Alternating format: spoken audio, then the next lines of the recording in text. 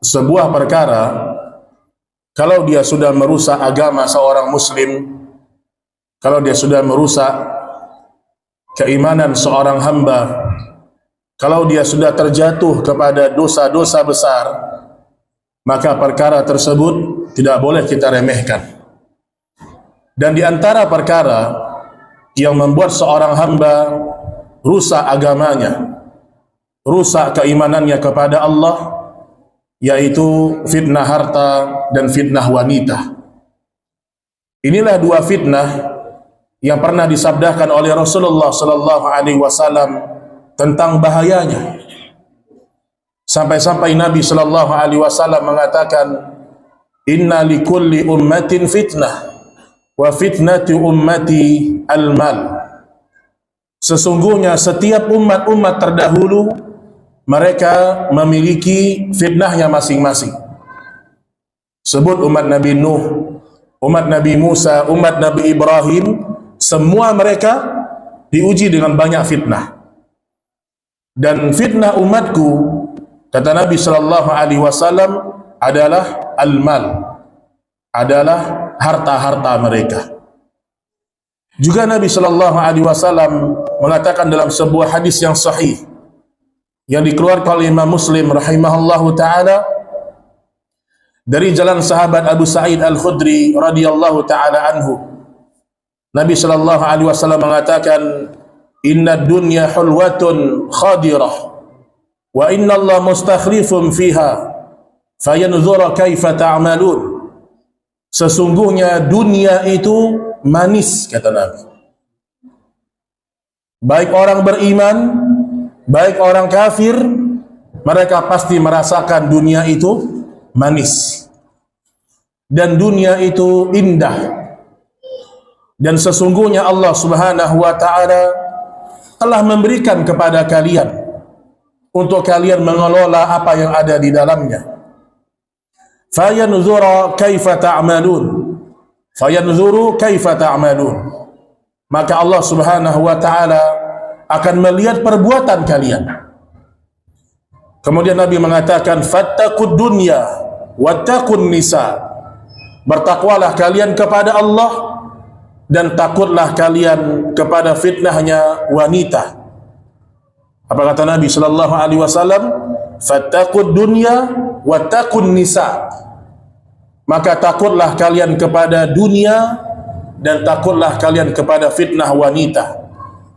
Fa inna awwala fitnatin Bani Israel kanat fin nisa. Karena sungguh fitnah yang pertama kali menimpa Bani Israel.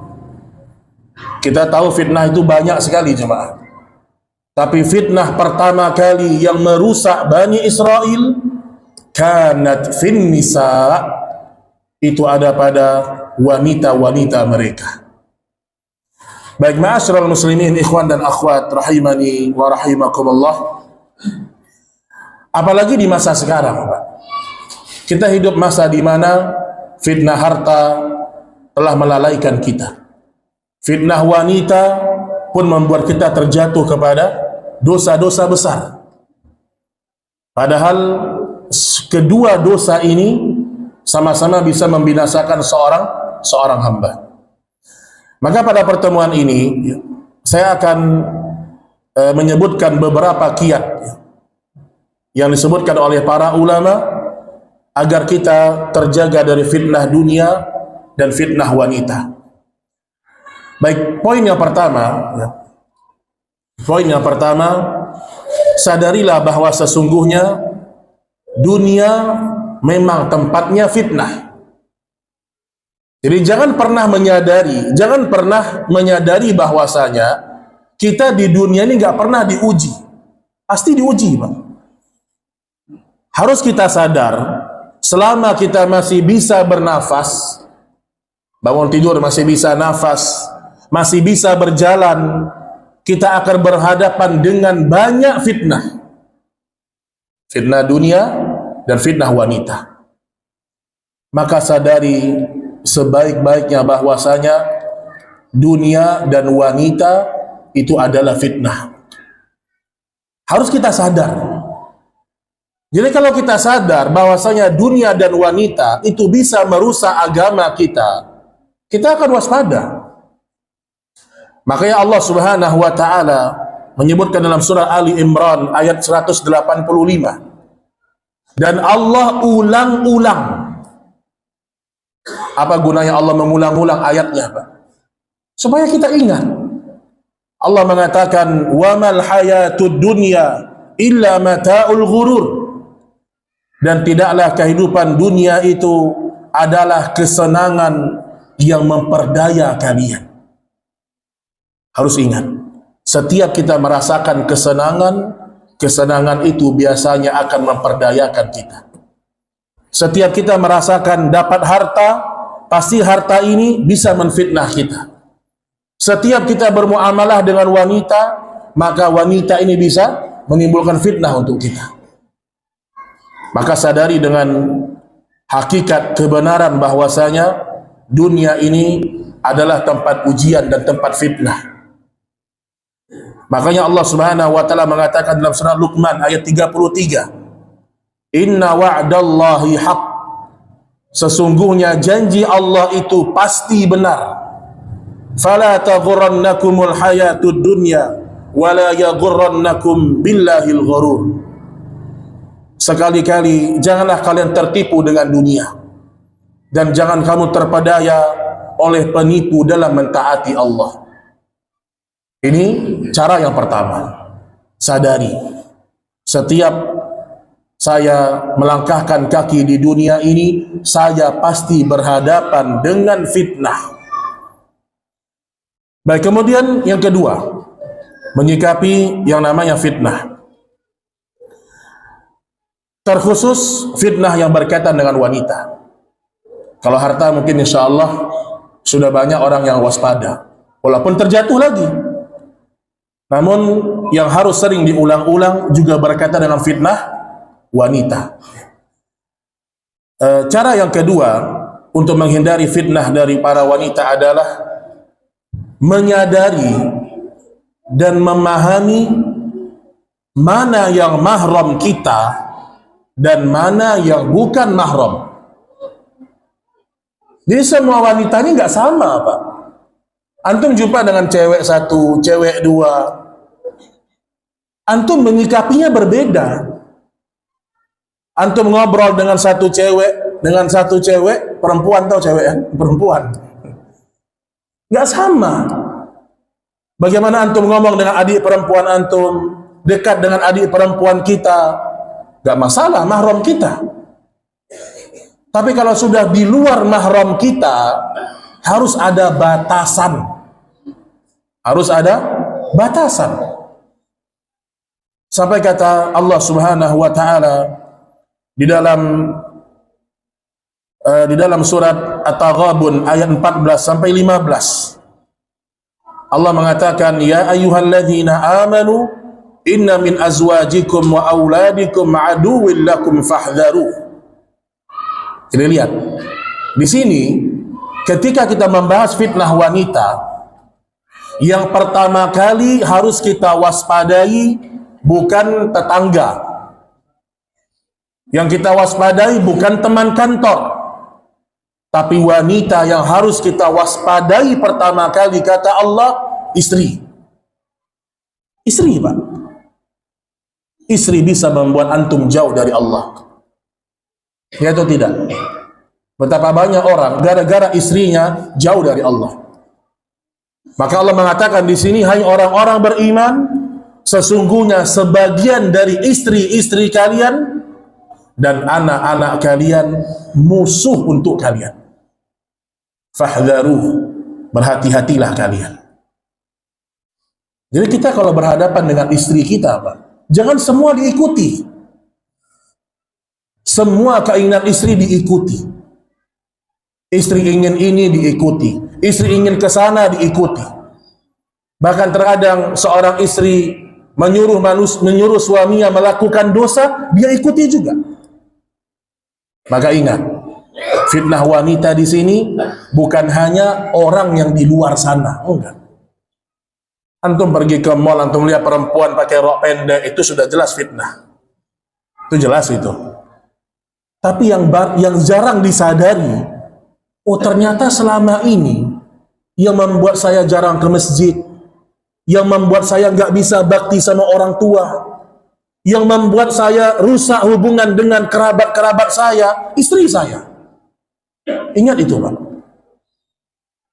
Dan ingat jemaah sekalian, orang yang memutuskan silaturahim, ya, dia akan mendapatkan kesengsaraan di dunia dan di akhirat.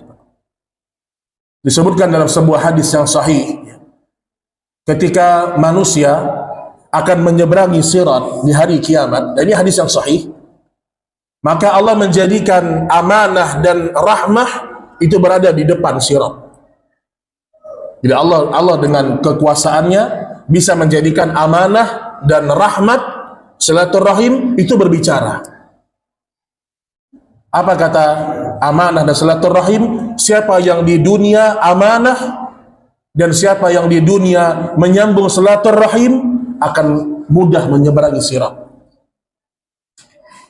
Maka banyak orang putus silaturahimnya gara-gara istri, gara-gara wanita. Ini kita sedang ngomong fitnah wanita. Antum mau sedekah ke adik antum, gara-gara istri larang nggak jadi. Antum ingin bantu ibu antum, gara-gara istri larang nggak jadi. Istri apa ini, Pak? Ini istri yang perlu dipertahankan ini? Enggak. Makanya Allah mengatakan ar-rijalu qawwamuna 'alan nisa. Laki-laki adalah pemimpinnya wanita. Dan jangan pernah kita sebagai laki-laki dikuasai sama istri kita. Kalau kita sudah dikuasai sama istri kita, Pak, istri yang mengatur semuanya, antum siap-siap. Pasti rumah tangga itu akan hancur. Kalau tidak rumah tangga itu yang hancur, kita sebagai suami yang hancur. Maka Allah mengatakan di sini, istri kalian dan anak-anak kalian terkadang menjadi musuh kalian. Musuh dalam apa? Banyak hal. Mau sedekah nggak jadi, takut ketahuan istri. Mau nolong ibu nggak jadi, karena kan udah ditolong kemarin, kok dikirimkan lagi, Mas? Jadi kita ini laki-laki, Pak, jangan sampai antum terhalang berbakti kepada ibu gara-gara takut ketahuan sama istri. Coba angkat tangan, ada nggak di sini setiap mau bantu keluarganya ada perasaan nanti istri tahu? Kalau antum ada perasaan itu, rumah tangga antum nggak sehat. Nggak sehat rumah tangga antum. Berarti kita ini gagal menjadi qawwam. Kita latih diri kita, kalau saya ingin, saya keluarkan uang saya. Yang gitu. Nggak ada urusan dengan istri, Pak. Kamu sudah saya nafkahi, saya kasih rumah, saya cukupi semua kebutuhan kamu, udah diam kamu sana. Gitu, Pak. Suami, Pak. Loh, Mas kan kemarin udah kirim buat Bapak, kok kirim lagi? Alhamdulillah istri saya, Pak, ngomong sekalipun nggak pernah seperti itu. Karena sejak awal nikah saya tekankan. Saya tekankan sejak awal. Jangan pernah menjadi penghalang saya berbakti sama orang tua. Tapi alhamdulillah istri karena udah ngaji paham. Dan antum jangan berpikir wanita itu tidak ada rasa cemburu. Istri antum hafal 30 juz pun ada perasaan cemburu di hati wanita. Maka saya katakan tadi, kalau disebutkan fitnah wanita, yang pertama terbayang di benak kita, pasangan hidup. Pasangan hidup. Mau umroh, oh nantilah Mas, nantilah. Ini rumah masih renovasi dulu. Nah, ini musuh ini, Pak. Jangan ikuti. Karena di akhirat kita ini masing-masing, Pak. Antum punya istri di dunia, ini hanya sebatas di dunia. Artinya kalau kita sama-sama taat, kita masuk surga bersama pasangan kita. Tapi jangan sampai istri menghalangi seorang untuk melakukan amal soleh. Ini yang kedua, ya. Poin yang ketiga, batasi muamalah Tadi ini penambahannya, batasi muamalah kepada yang bukan mahram. Gimana mau membatasi? Nggak tahu, dianya nggak tahu mana mahram dia. Ini banyak orang Islam, bagaimana membatasi pergaulan, dia saja tidak tahu siapa yang bukan mahramnya. Rasulullah Sallallahu Alaihi Wasallam mengatakan, lebih baik aku ditusuk dengan besi yang panas daripada aku bersentuhan, berjabat tangan dengan wanita yang bukan mahramku. Nah, jadi pahami, Pak. Kau udah ngaji, ya, sama perempuan tuh udah jaga batasan. Jaga batasan. Ini kadang-kadang udah ngaji pun kayak belum ngaji. Kayak belum ngaji, jenggot aja yang panjang cuman. Celana atas mata kaki, udah. Tapi nggak punya sikap. Kalau sudah masalah fitnah wanita, nggak punya sikap. Contoh, kalau ada orang bertamu ke rumah antum, kalau yang bertamu adalah akhwat, perempuan, dan itu teman istri antum, antum nggak perlu duduk di ruang tamu. Ngapain antum duduk? Itu biasakan, Pak. Ini hanya budaya Indonesia yang kayak gini. Mana suaminya? Ngapain nanya-nanya suami? Mana istrinya? Ngapain tanya-tanya? Kalau di Arab Saudi, Pak, karena mereka menjaga kehormatan wanita, antum nanya istri orang, antum bisa dimarahin. Karena budaya yang tumbuh dalam penjagaan kepada wanita. Antum lihat di Al-Quran, kata Syekh Shalih Al-Munajjid dan Syekh Khalid Al-Muslih, ya. Jadi Syekh Khalid Muslih ini adalah salah satu menantunya Syekh Utsaimin, Syekh Khalid Muslih. Apa kata beliau? Di Al-Quran kita akan mendapatkan hanya satu nama perempuan. Siapa? Maryam. Gak ada lagi yang lain, Pak. Maryam itu yang diulang-ulang oleh Allah. Namanya saja Allah nggak ulang-ulang, kecuali Maryam. Kenapa? Hukum asalnya wanita, kalau tidak dibutuhkan dia ke permukaan, maka dia nggak dinaikkan ke atas. Maryam Allah sebutkan karena dia ibunya Nabi Isa. Coba siapa? Istrinya Umar bin Khattab siapa? Istrinya Khalid bin Walid siapa? Jangankan itu, istrinya Abu Bakar aja banyak yang tidak tahu. Kenapa? Memang nggak perlu nama perempuan-perempuan itu dinaikkan ke permukaan. Namanya juga nggak perlu. Apalagi fisiknya. Maka jangan sampai, ya, istri antum terbiasa bermuamalah atau kita bermuamalah dengan bukan yang mahram kita. Antum belanja nih ke pasar yang sifatnya rutinitas, ketemu dengan satu penjual. Penjualnya perempuan. Masalahnya cantik pula gitu. Kalau nggak cantik, buka pun mata kadang-kadang nggak terfitnah gitu kan. Tapi bahaya juga sebenarnya, bahaya juga. Sampai kata Imam Ahmad apa? Saya tidak pernah berani ditinggalkan sendirian walau di sebelah saya wanita berkulit hitam kelam. Imam Ahmad nggak berani. Nah, antum kalau bermuamalah dengan wanita, kalau bukan mahram, jaga batasan. Jual beli, sekedar jual beli. Kak, berapa harganya, Kak? Oh, kalau pakai Kak lah. Kalau Bu, berapa harganya, Bu? 15.000 udah bayar. Kadang-kadang kan ada kita jual beli itu terus, Pak, ya. Ada intent kita ketemu sama orang. Mungkin setiap 2 hari kita belanja di toko dia karena dekat dari rumah. Otomatis antum akan ketemu perempuan terus. Maka belanjalah sekedar kebutuhan. Jangan ada tambah-tambahannya, itu di situ fitnah nanti. Oh ya Masya Allah ya, Masya Allah ya, banyak nih Masya Allah ya. Apa kabarnya sekarang? Ini. Udah antum belanja, bayar pulang. Itu juga dengan perempuan begitu, Pak. Istri antum ajarkan seperti itu.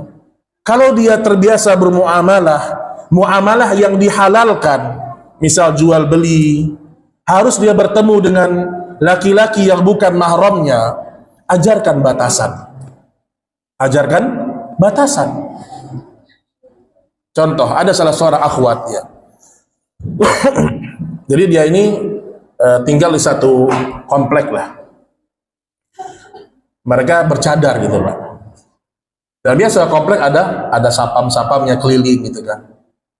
Ya kan biasa aja kita ketemu sama sapam, ketemu kan tegur biasa kan. Assalamualaikum Pak, biasa. Kalau seorang wanita dia menegurnya memang murni niatnya menegur, insya Allah nggak terjadi fitnah. Walaupun sering ketemu perempuan bercadar lewat depan sapam, Assalamualaikum Pak, salam. Kalau itu nggak ada fitnah Pak. Tapi lihat, kapan seorang laki-laki mulai berani menggoda wanita? Biasanya karena wanita ini membuka diri. Udah lama nggak jumpa nih Pak, oh ya nggak boleh itu Pak. Baru kelihatan nih, itu nggak perlu Pak. Langsingan nih sekarang, nggak perlu tuh. Antum kalau nggak percaya, ketika wanita membuka dirinya kepada yang bukan mahram, laki-laki terfitnah.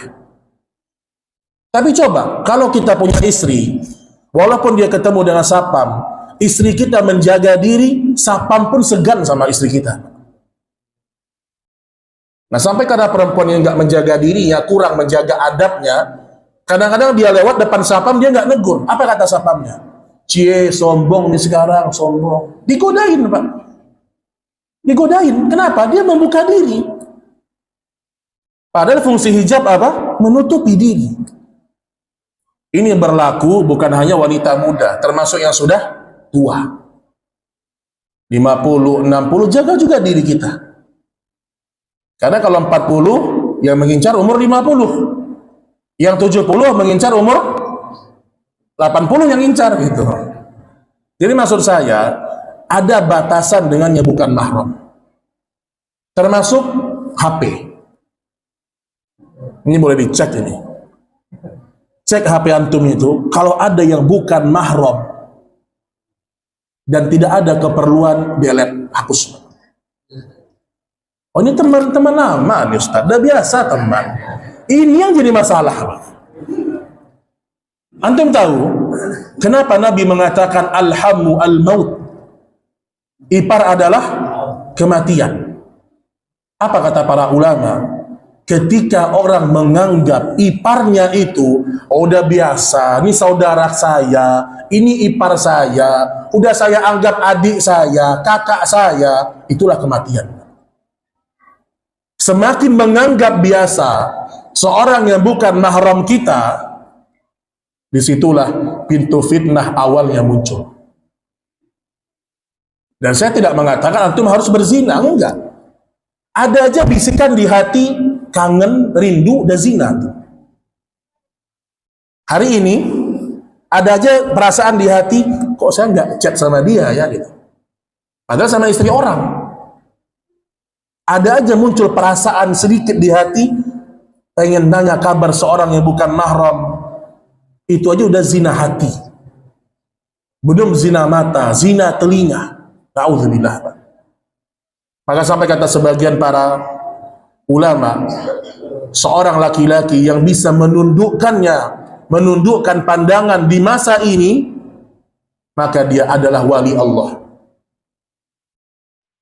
Antum yang main Instagram, saya nggak main, alhamdulillah.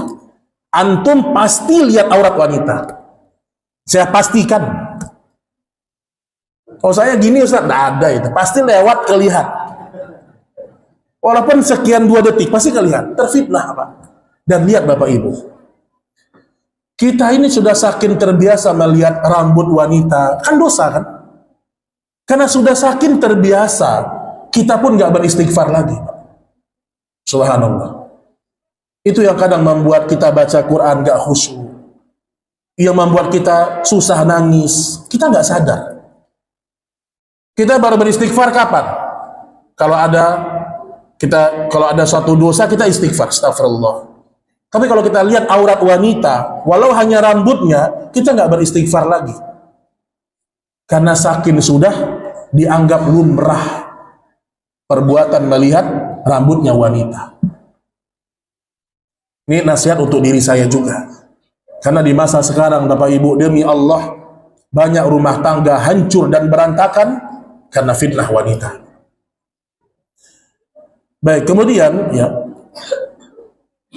yang ketiga, yang keempat ya, masih kita fokus ke fitnah wanita dulu ya, yaitu adalah hindari yang namanya ikhtilat. Hindari yang namanya ikhtilat, campur baur laki-laki dan wanita. Termasuk juga hindari yang namanya khalwat, berdua-duaan dengan laki-laki dan perempuan. Ini dua-dua diharamkan dalam syariat. Apa itu ikhtilat? Ya. Bercampurnya laki-laki dan wanita pada satu tempat, yang tempat tersebut sangat berpotensi timbulnya fitnah.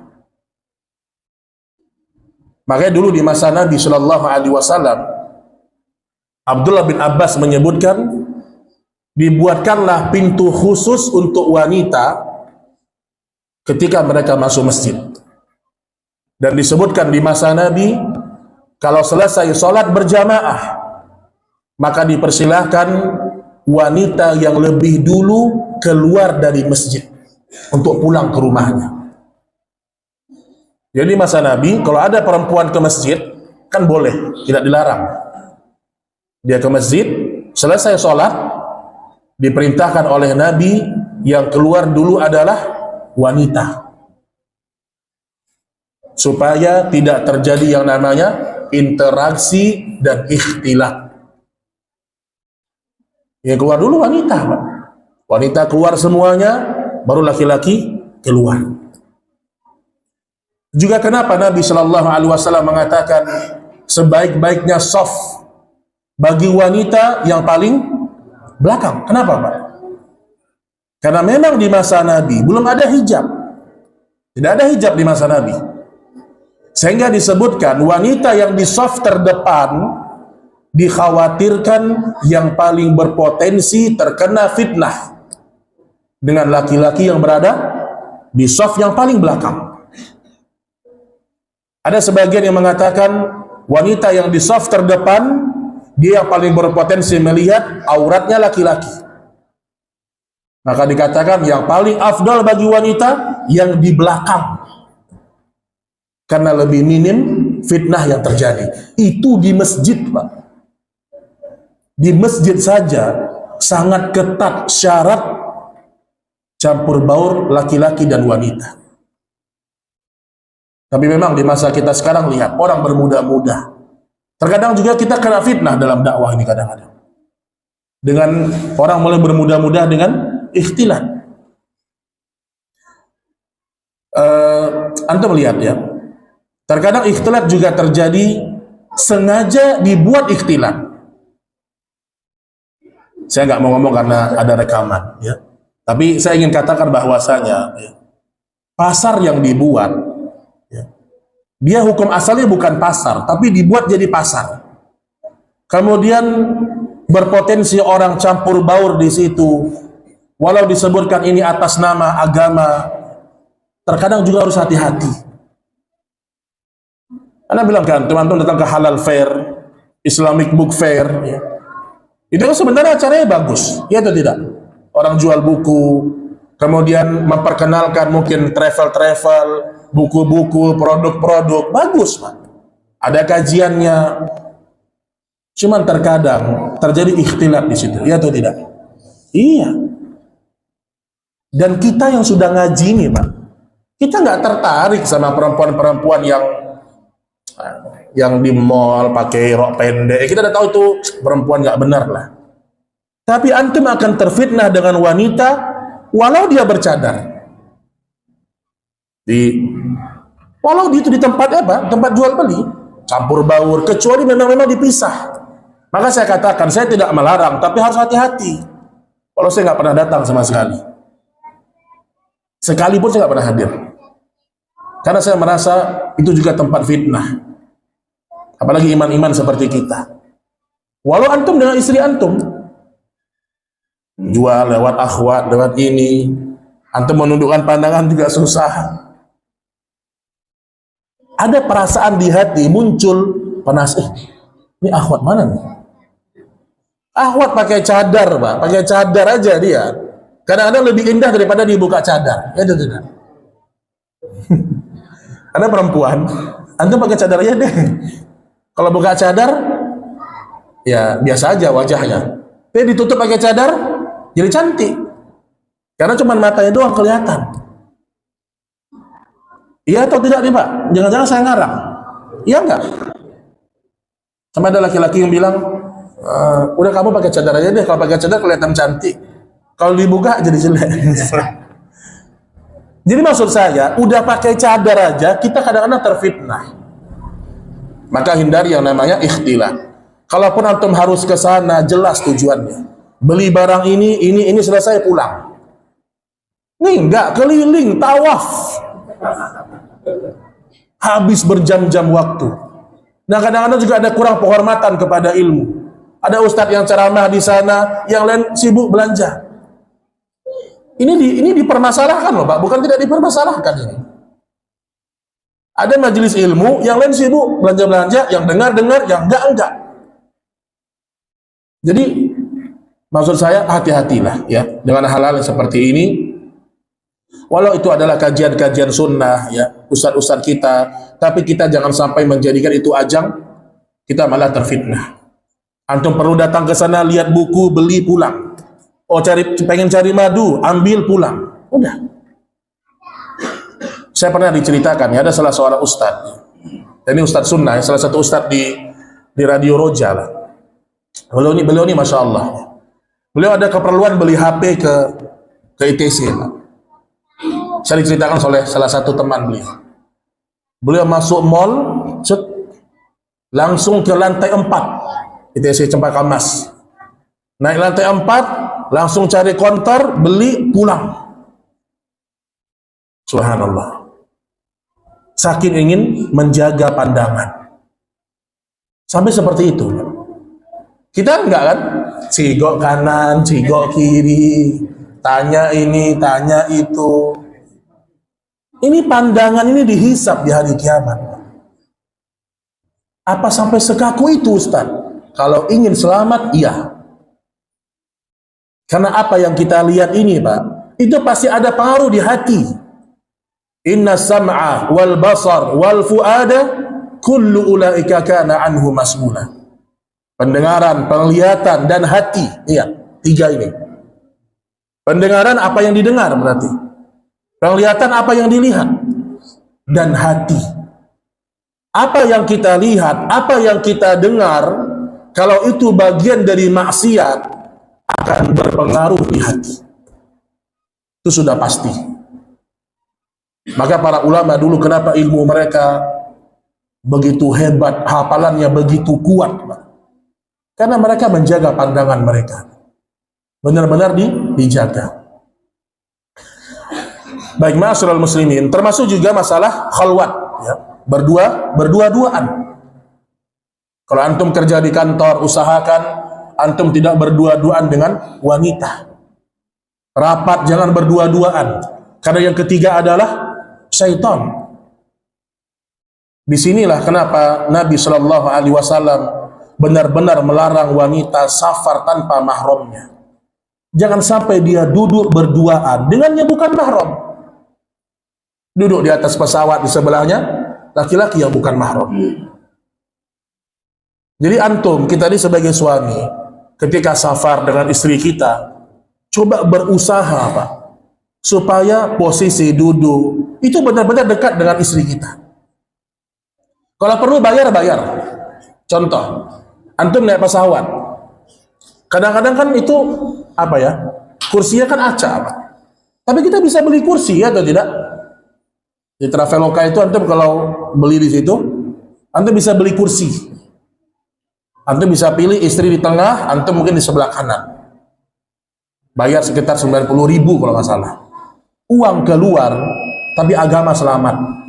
Agama kita selamat. Baik, kita lanjutkan setelah azan sedikit ya. Karena saya mau taziah jemaah, jadi setelah azan kita tanya jawab sedikit, habis itu kita selesai insyaallah taala. Karena saya mau taziah ke Bekasi ya. Wallahu taala a'lam bissawab.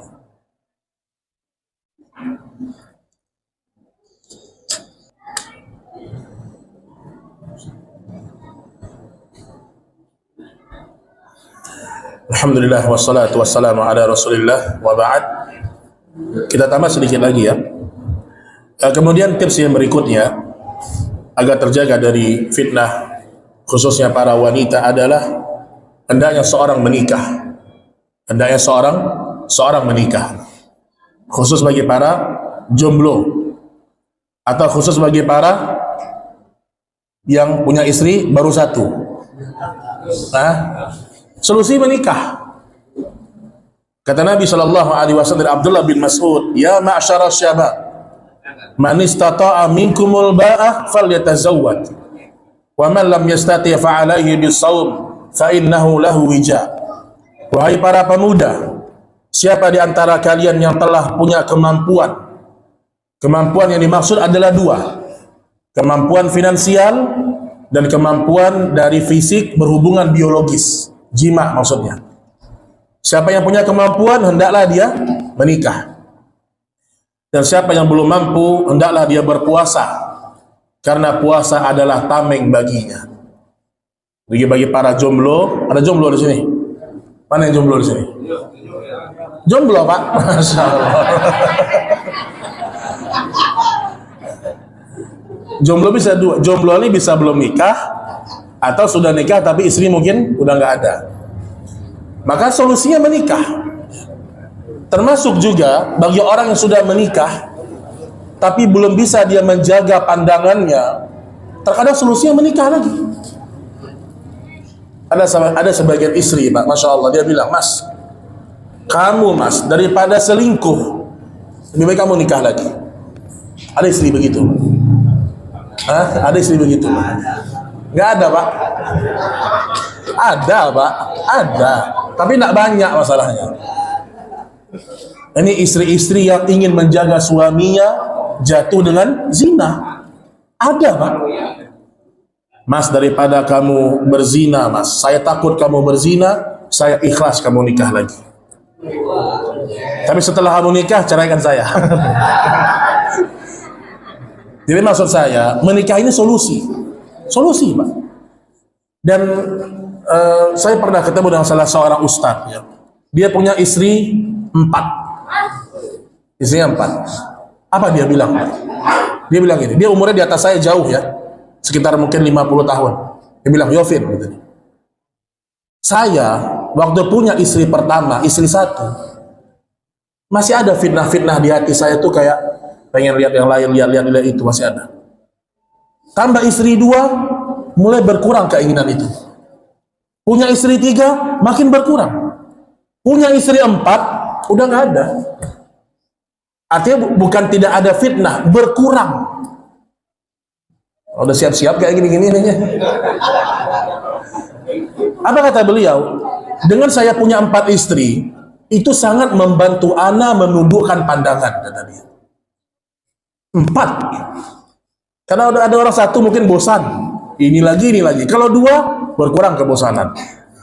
Nah, jadi maksud saya ini solusi ya bagi orang-orang yang dia sudah berusaha menjaga dirinya, dia udah puasa, dia udah juga nundukkan pandangan, tapi ada gejolak di hatinya, maka dia nikah lagi. Nikah lagi. Oh, ini direkam juga nih, Masya Allah. Ditunjukkan ke istrinya. Baik, kemudian ya, menjauhi teman-teman yang buruk. Ini penting juga jemaah. Nabi SAW mengatakan, al-mar'u ala dini khalilih falyanzur ahadukum man yukhalil. Pasti pengaruh, Pak. Kalau kita punya teman yang buruk, teman ngobrol yang buruk, tempat nongkrong yang buruk, itu sedikit banyaknya akan membuat kita jatuh kepada fitnah wanita. Kadang-kadang kita sedang menjaga diri kita ya, teman kita yang ngasih tahu hal-hal yang berkaitan dengan wanita, maka ini juga bisa merusak agama seorang muslim. Dan yang terakhir adalah berusaha mengisi waktu dalam ketaatan kepada Allah.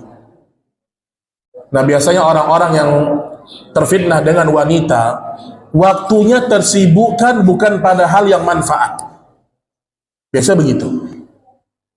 Orang kalau waktunya manfaat habis isya misalnya, dia udah punya target habis isya, saya sampai rumah mungkin ngajarkan istri Al-Quran atau ngajarkan anak-anak Iqra, atau paling tidak baca buku sampai jam 9, atau merangkum kembali apa yang sudah dicatat, manfaat.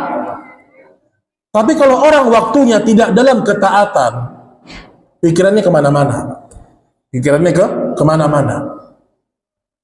Makanya kalau di Yaman ya, ada salah seorang syekh namanya Syekh Abdullah Al-Mar'i ya. Ini beliau adalah murid dari Syekh Muqbil rahimahullah. Beliau punya adik namanya Syekh Abdurrahman Al-Adani, perintis Darul Hadis Fuyus. Syekh Abdurrahman ini ditembak meninggalnya oleh orang Syiah. Ketika beliau mau ke masjid ditembak, meninggal. Sekarang digantikan oleh kakak beliau Syekh Abdullah Al-Mar'i. Syekh Abdullah Al-Mar'i mengatakan kepada kami, ini fatwa beliau, kalau ada orang berangkat menuntut ilmu sendirian ke Darul Hadis Yaman, beliau hanya mengizinkan atau memberikan masukan tidak lebih dari 6 bulan atau 5 bulan, saya lupa. Antum berangkat menuntut ilmu nih 5 bulan pulang. Kenapa? Jangan sampai antum belajar, namun di sisi yang lain antum malah melakukan dosa yang berkaitan dengan fitnah wanita. Pagi belajar, malam HP, lihat yang nggak jelas. Ini beliau tidak inginkan. Apalagi laki-laki, Pak. Jangankan 4 bulan sendirian. Sebulan aja udah pusing aja.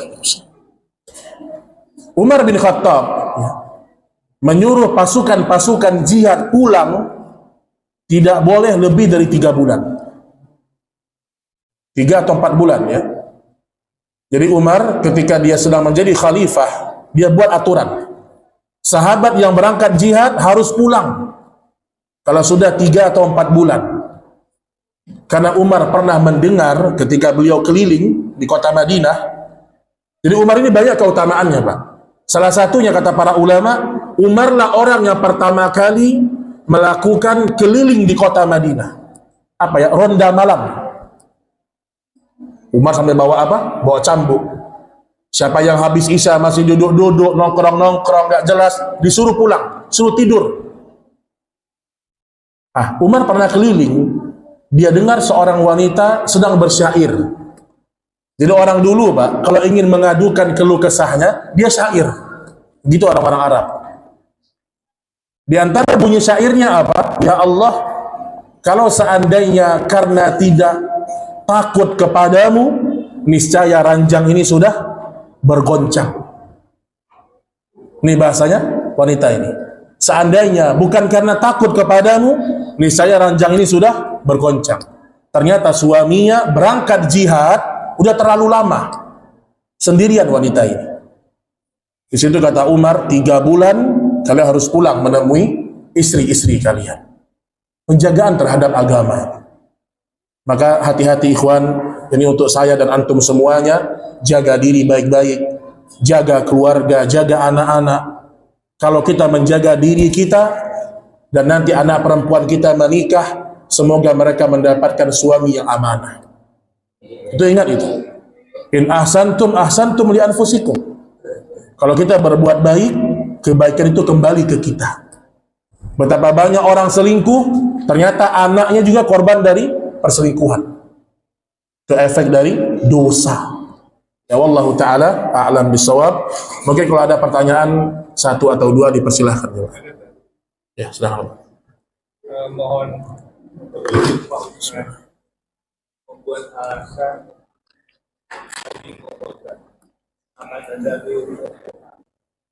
reuni. Iya.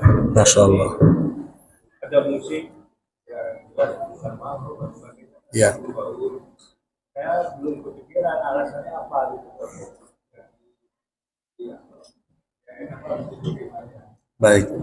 Bulan depannya lagi malam Akademi. Iya. Masya Allah. Juga. Iya, iya.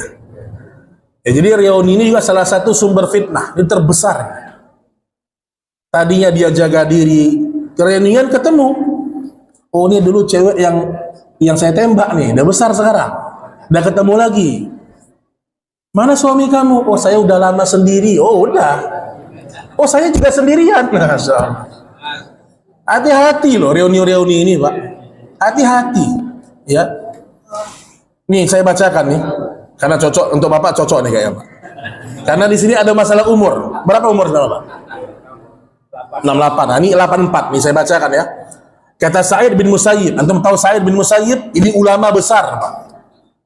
Dia yang pernah menegur seorang anak yang sholat tidak sesuai dengan sunnah. Apa kata dia? Tidak ada yang saya takutkan melebihi ketakutanku kepada wanita. Pada waktu dia menyampaikan ini, kata para ulama, dia sedang berada pada usia 84 tahun. Dan pada saat itu, matanya sudah rabun. Hanya satu mata yang bisa melihat, itu pun rabun. Usia 84, mata rabun, hanya satu yang bisa melihat, itu pun rabun. Apa kata dia? Aku takut kepada fitnah wanita.